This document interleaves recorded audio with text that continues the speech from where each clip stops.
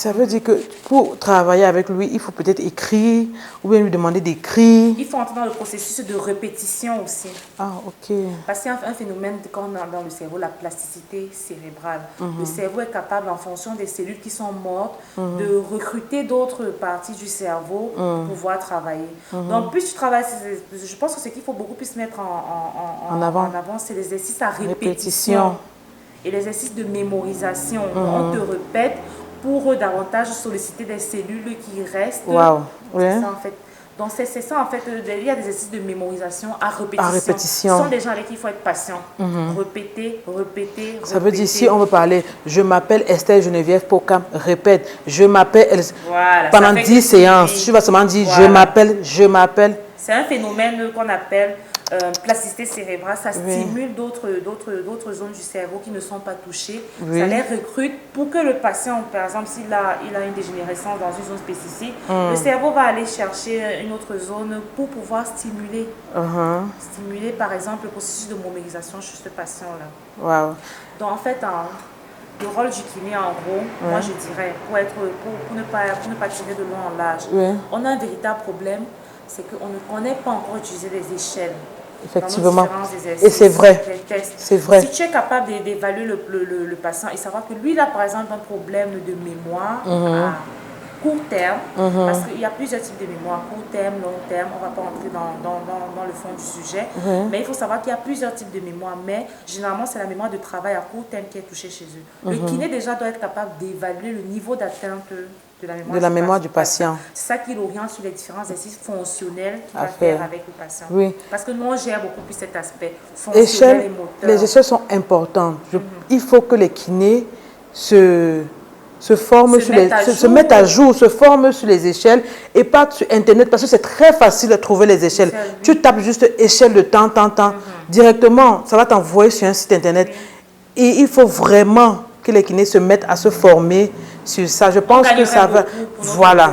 Oui. On gagnerait beaucoup. Oui. Donc, parce que déjà, ces patients, moi, de mon expérience sur le terrain, ces patients, généralement, ils ne trouvent pas satisfaction dans nos différents services. Parce que c'est une maladie neurodégénérative. Elle est déjà là.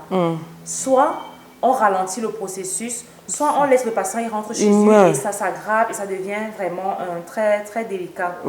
Démence, quand on parle de démence, sachez que vraiment, c'est un niveau où le patient, son pronostic vital est en danger. Merci Sonia pour toutes ces réponses. Franchement, kinésithérapeute, formation dans les échelles, exercice de répétition et de mémorisation pour stimuler la plasticité cérébrale. Voilà, et c'est tout.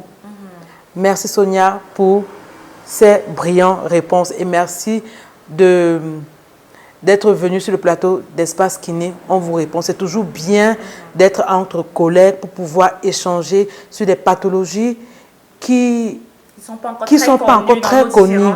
C'est vrai, ces pathologies qui ne sont pas encore très connues dans nos différents services. Je sais que ça va édifier, ça va aider nos collègues et ça va aider surtout nos cadets. Surtout nos cadets, parce que nous sommes... Il y a la génération qui nous suit derrière. Alors, nous sommes là pour édifier, pour montrer aux cadets, quand tu reçois tel malade, il faut faire ceci, il faut faire cela. Il faut donner la place à tout un chacun. Si tu dois voir le neurologue, tu vois le neurologue, tu vois le neuropsychiatre, tu vois le médecin, etc. Alors, merci beaucoup, Sonia. Maintenant, je voulais te demander, est-ce que tu as un dernier mot de la fin? Ok, d'accord. Merci Estelle, vraiment merci pour le sujet déjà, parce que on ne saurait tout détailler sur la maladie d'Alzheimer. Comme j'ai dit, c'est un point de santé publique. On fait encore des recherches sur ça pour améliorer vraiment les conditions de vie de ces patients-là.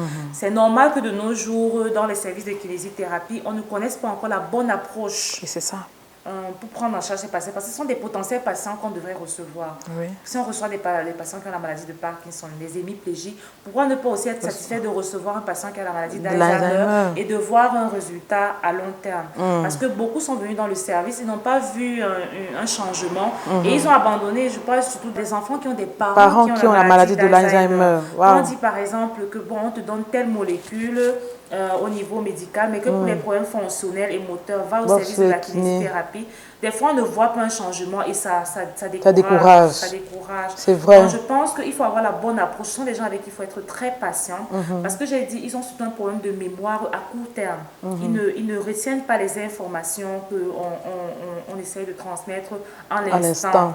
Ça fait que même lorsque tu veux collaborer avec lui pour les exercices, c'est très difficile. Donc, nous, les kinésithérapeutes, il faut conclure. Pour de prime abord, je pense qu'on doit d'abord améliorer notre aspect dans le diagnostic. Effectivement. En faisant beaucoup plus recours aux échelles d'évaluation, surtout les échelles d'évaluation de la mémoire. Ça fait que tu connaîtras le niveau d'atteinte de la mémoire de ton patient. Ça pourra aussi t'orienter sur les différents exercices fonctionnels que tu auras à faire avec. Effectivement. Merci Sonia d'être venue sur le plateau d'Espace Kiné. On vous répond. Merci à vous de nous avoir écoutés. Si vous avez d'autres questions, vous pouvez laisser en commentaire, vous pouvez nous écrire. Nous nous ferons l'honneur de vous répondre. Et si vous voulez qu'on traite n'importe quelle pathologie au niveau de l'espace kiné, on vous répond. Mettez en commentaire et nous allons inviter quelqu'un, nous allons parler de cette pathologie-là. Merci et à très bientôt pour des nouvelles vidéos.